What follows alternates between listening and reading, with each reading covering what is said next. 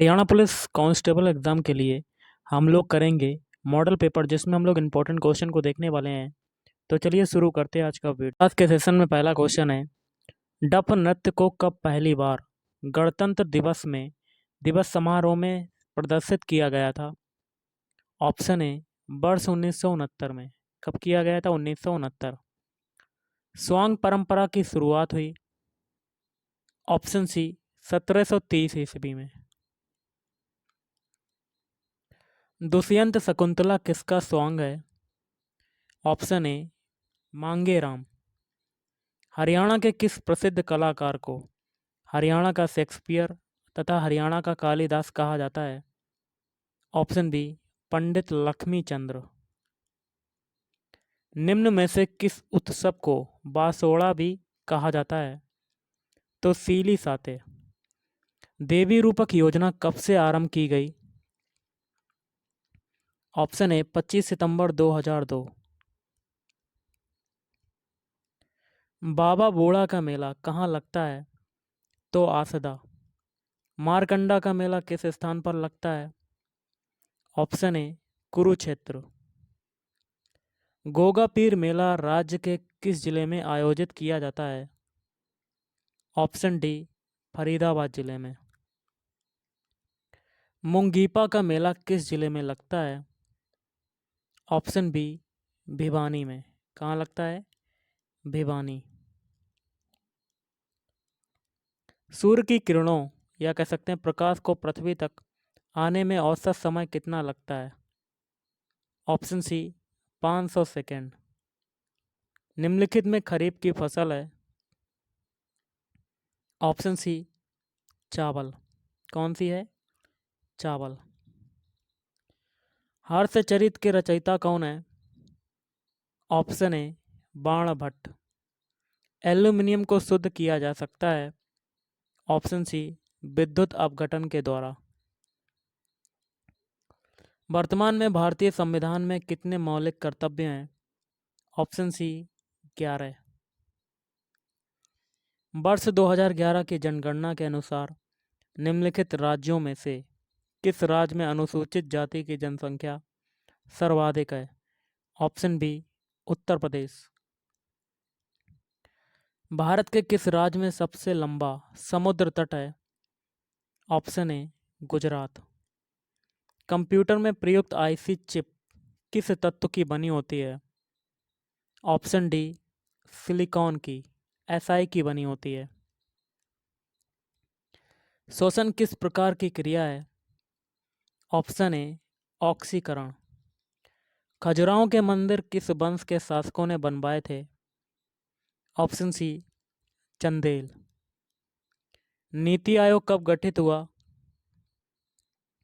Option B, 2015। Bharat कोकिला के नाम से कौन प्रसिद्ध है? Option C, Sarojini Naidu. किस नगर को पूर्व का सिराज कहा जाता है? Option A, Jaunpur. अनुसूचित बैंकों को पंजीयन किस वित्तीय संस्था के पास कराना होता है? Option B, Bharatiya reserve bank. Bharat का संविधान किस तिथि को स्वीकार किया गया था?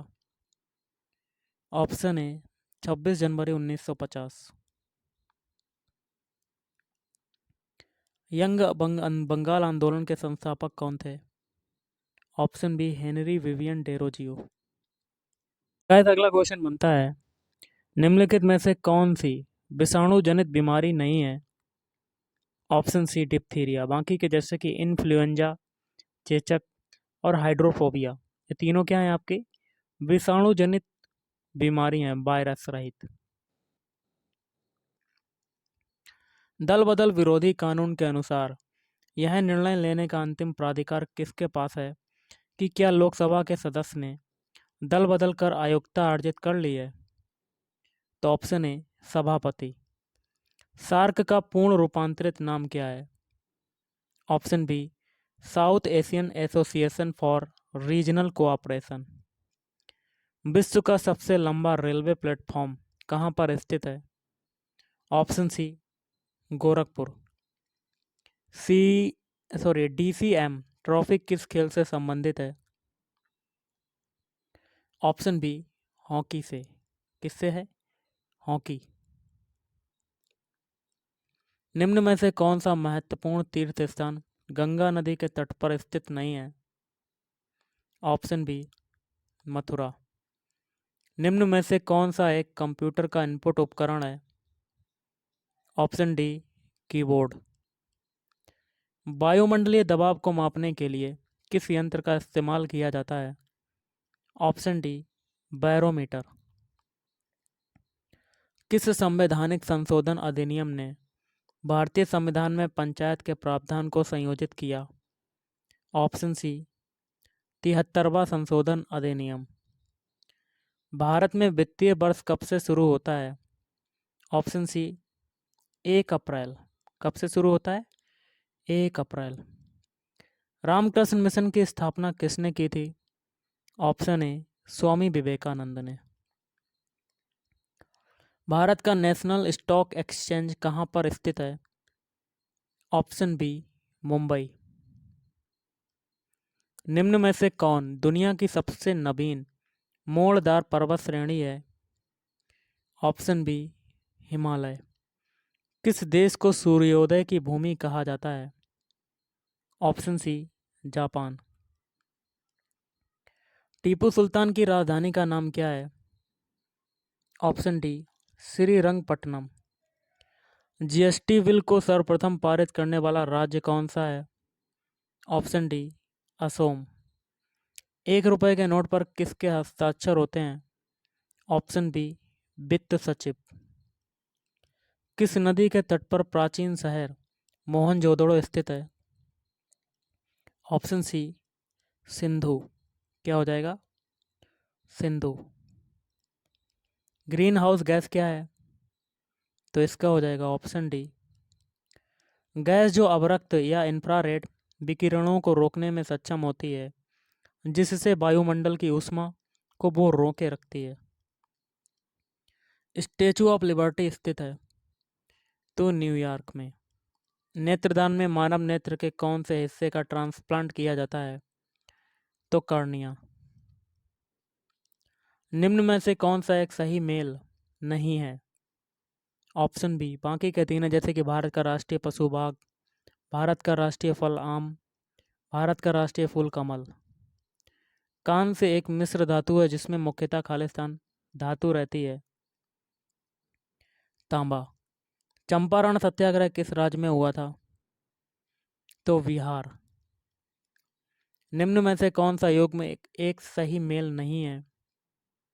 ऑप्शन डी बाकी के तीन है, जैसे कि केंद्र शासित प्रदेश है अंडमान व निकोबार, इसकी राजधानी है पोर्ट ब्लेयर, लक्षद्वीप की एक कवारत्ती, दादरा व नगर हवेली के सिलवासा।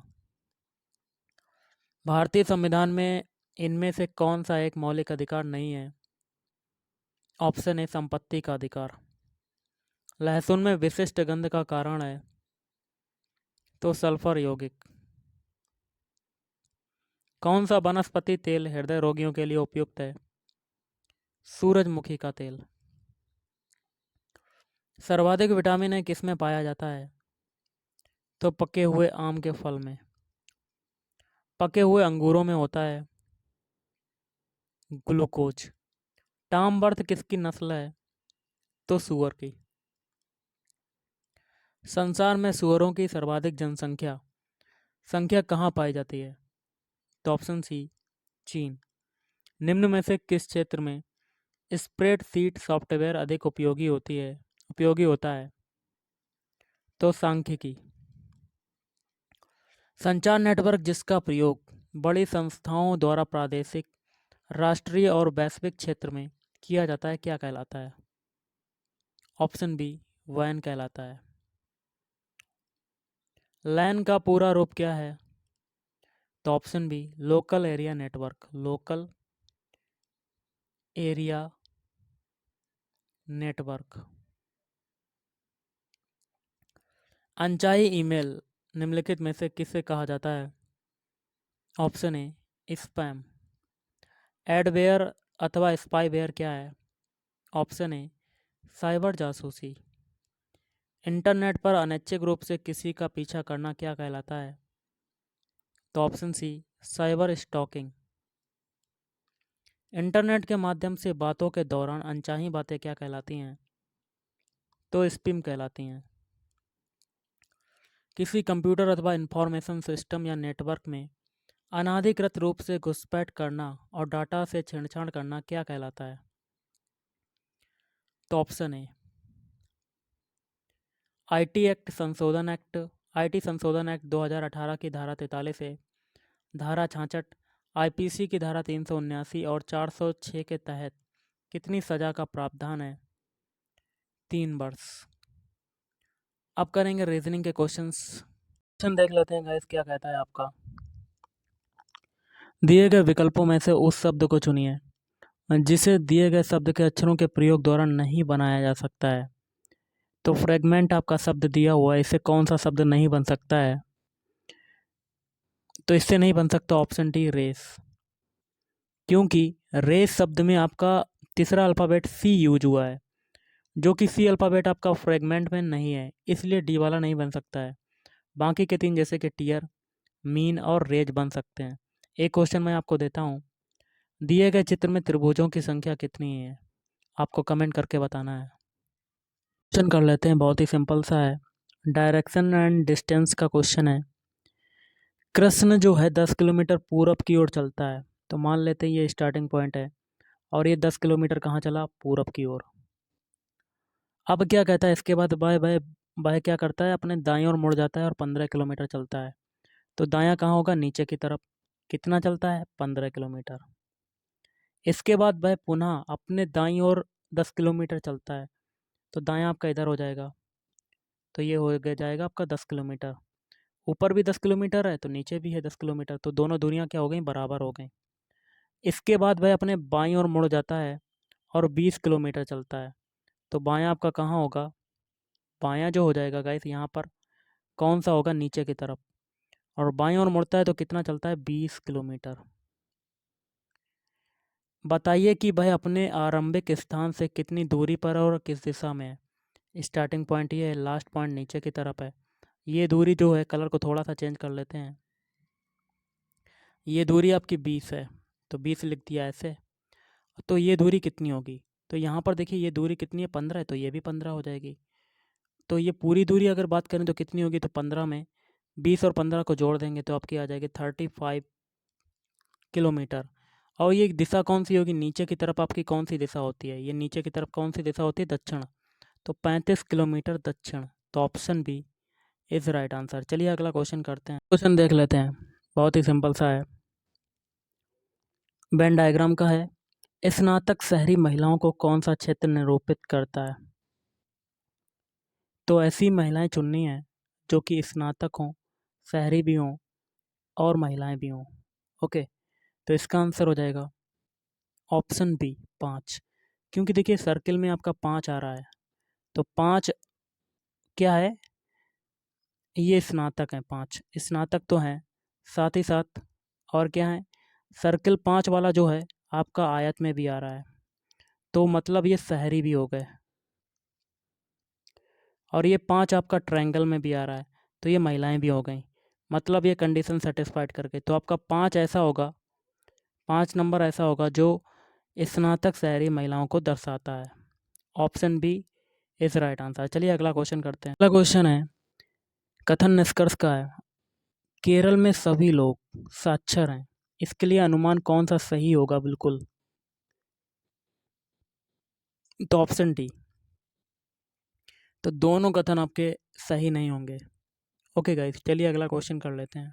अगला क्वेश्चन है, निम्नलिखित विकल्पों में से कौन सा विकल्प नीचे दिए गए शब्दों का सार्थक क्रम दर्शाएगा?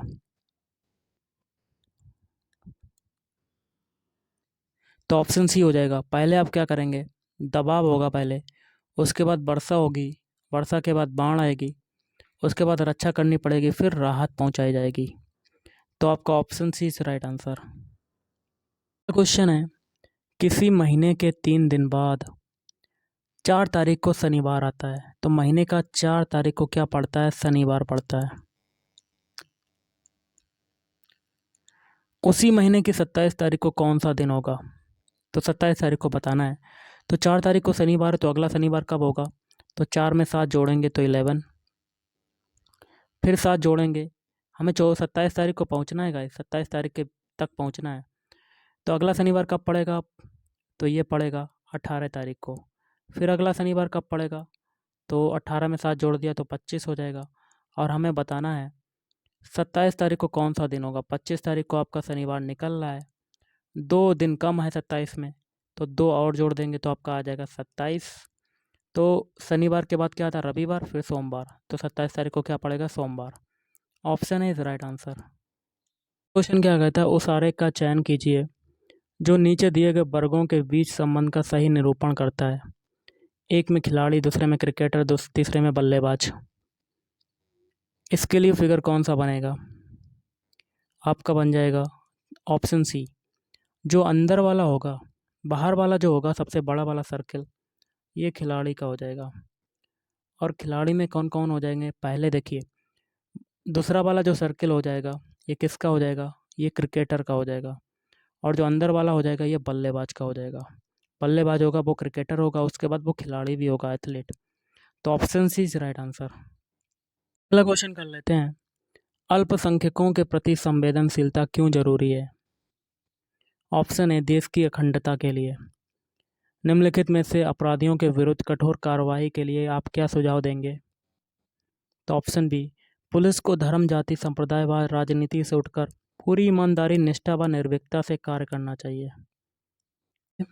2 रेलगाड़ियां क्रमशः 42 किलोमीटर प्रति घंटा तथा 50 किलोमीटर प्रति घंटा की चाल से समान दिशा में गतिमान है। तो एक ट्रेन है वो है 42 किलोमीटर प्रति घंटा, दूसरी ट्रेन है वो है 50 किलोमीटर प्रति घंटा की चाल से क्या है? समान दिशा में जा रही हैं। तो समान दिशा में जब ट्रेनें चलती हैं तो चालों का क्या होता है? चालें दोनों की घट जाती हैं। तो स्पीड हो जाएगी 50 में से 42 जाएगा तो कितना हो जाएगा 8 किलोमीटर प्रति घंटा। तो इसमें पूछता है कितने घंटे के बाद उनके बीच की दूरी 72 किलोमीटर हो जाएगी। तो गाइज उनके बीच की दूरी कितने 72 किलोमीटर हो जाएगी कितने घंटे बाद, तो ये बताना है। तो रेलगाड़ी की चाल हम लोगों ने निकाल ली घटाकर, तो उनके बीच की दूरी 8 किलोमीटर होगी 1 घंटे में। मतलब 1 घंटे में ये चाल कितनी है? 1 घंटे में ये कितना चल रहा है? 8 किलोमीटर प्रति घंटा है ना, इसलिए। तो 72 बनाने के लिए आप क्या करोगे? 8 सते 56, 8 8 64, 8 निम 72।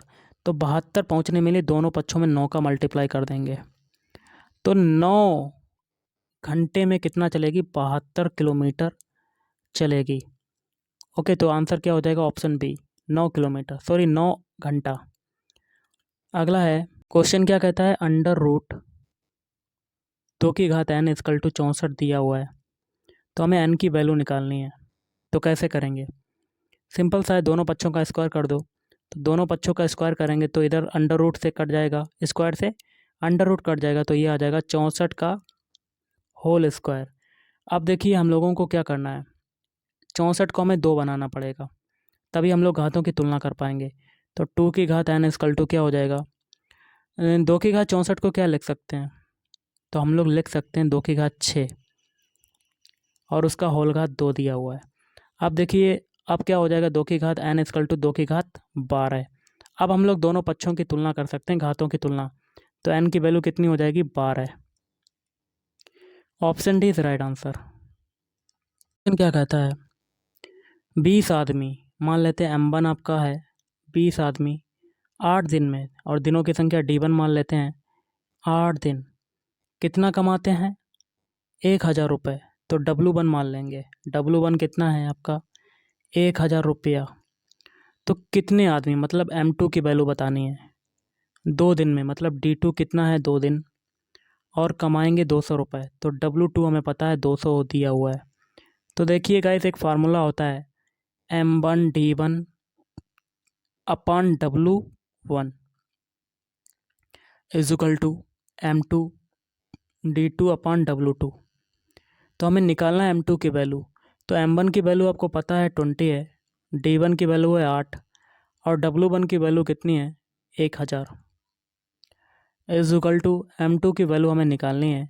D2 की वैल्यू हमें पता है 2 दी हुई है और W2 की वैल्यू दी हुई है 200 रुपये।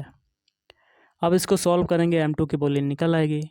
तो देखिए 1 0 से 1 0 यहाँ कटा। कलर को थोड़ा सा चेंज कर लेते हैं जिससे कि आपको समझ में आ जाए। 1 0 से 1 0 कटा, फिर 2 से ये 100 काटेंगे तो आपका 50 आ जाएगा। ओके गाइस, फिर देखिए 2 से ये काटेंगे, ये नीचे आ जाएगा 100।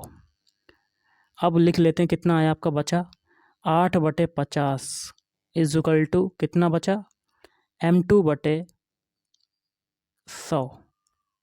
अब 50 से ये 100 काट देंगे तो 2 बार जाएगा।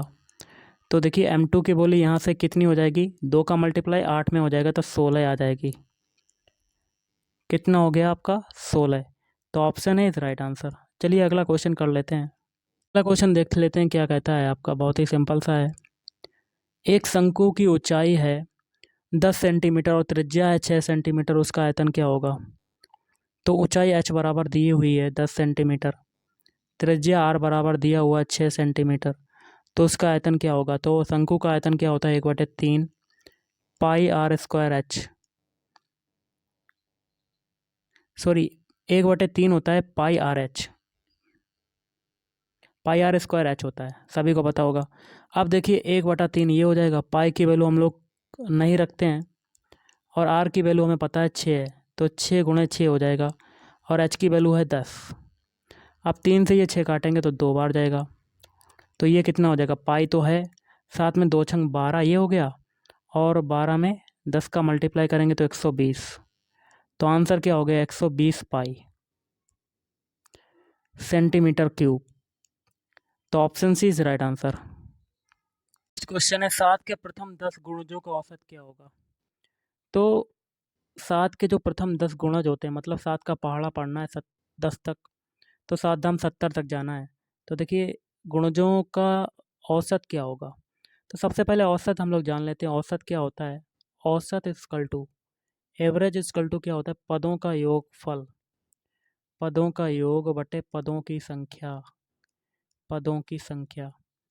तो औसत हमें बताना है, तो औसत इक्वल टू क्या हो जाएगा, पदों का योगफल कितना हो जाएगा 7 + 14 प्लस, मतलब गुणज निकालने, पहाड़ा पढ़ना है, कहाँ तक पढ़ना है 70 तक, तो बटे पदों की संख्या कितनी हो जाएगी 10।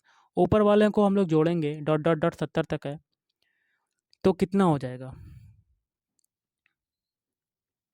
तो इसके लिए देखिए एक फार्मूला होता है, 1 से लेके, पहले हम लोग इसमें क्या कॉमन ले लेंगे 7, तो अंदर तो बचेगा 1, फिर अंदर क्या हो जाएगा 2 + 3 + 4 + डॉट डॉट डॉट 10 तक, क्योंकि 70 तक पढ़ा है इसलिए, और बटे में 10। अब देखिए 1 + 2 + 3 डॉट डॉट डॉट n के लिए फार्मूला क्या होता है n + 1/2, क्या होता है n + 1/2। तो यहाँ पर देखिए n की वैल्यू कितनी है, तो इसको सॉल्व करेंगे जब, तो ये 7 तो हो जाएगा, साथ में n की वैल्यू कितनी है यहाँ पे 10, तो 10 रख दिया और 10 + 1/2 और नीचे 10 भी है तो 10 ये हो जाएगा। तो इसको जब सॉल्व करेंगे तो पूरा आंसर आ जाएगा 38.5। Option C is right answer. 2750 का 65%, का मतलब होता है मल्टीप्लाई, तो 2750 × 65/100, 65% का क्या हो जाएगा 65/100, कितना है 13,750। 50 का परसेंट में प्रश्न चिन्ह के स्थान पर क्या मान होगा, का इंटू x% बताना है। मान लेते हैं प्रश्नवाचक चिन्ह मान लेते हैं या x% मान लेते हैं, तो यहाँ से हो जाएगा 2750 × 65/100, ये हो गया, और इजकल टू 13,750। x% को क्या लिखेंगे x/100, तो 100 से 100 कट जाएगा आपका, तो अब क्या आ जाएगा x की वैल्यू, x इजकल टू 2750 × 65/13,750। इसको जब सॉल्व करेंगे तो आपका आंसर क्या आएगा 13। Option C is right answer. चलिए अगला क्वेश्चन करते हैं। क्वेश्चन है दो संख्याओं का गुणनफल, मान लेते हैं कोई दो संख्याएं a और b हैं, इनका गुणनफल है 4320 तथा उनका मासा में दिया है, एचसीएफ दिया हुआ है कितना है 45, तो लासा बताना है एलसीएम। एलसीएम हमें बताना है। तो देखिए दो संख्याओं का गुणनफल क्या होता है, A into V is equal to H C F into LCM. तो यहाँ से एलसीएम निकाल सकते हैं। तो दो संख्याओं का गुणनफल हमें पता है 4320 दिया हुआ है, equal to H C F कितना है 45। तो एलसीएम हम लोग आसानी से निकाल लेंगे।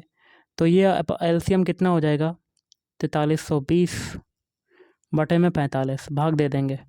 तो इसको जब सॉल्व करेंगे तो आपका आंसर कितना आ जाएगा 96। Option D is right answer. Question है बहुत ही सिंपल सा है। यदि ए और बी का अनुपात, ए रेशियो बी का अनुपात कितना दिया हुआ है 5:7।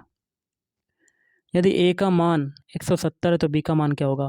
तो देखिए रेशियो कितना है ए का 5 रेशियो। तो 5 रेशियो की वैल्यू हमें पता है गाइस कितना दिया हुआ है 170। तो एक रेशियो की वैल्यू कितनी हो जाएगी, 5 से 170 काटेंगे तो 5 तियो 15, 5 चक्कू 20, 34 आ जाएगी। कितनी आ जाएगी 34।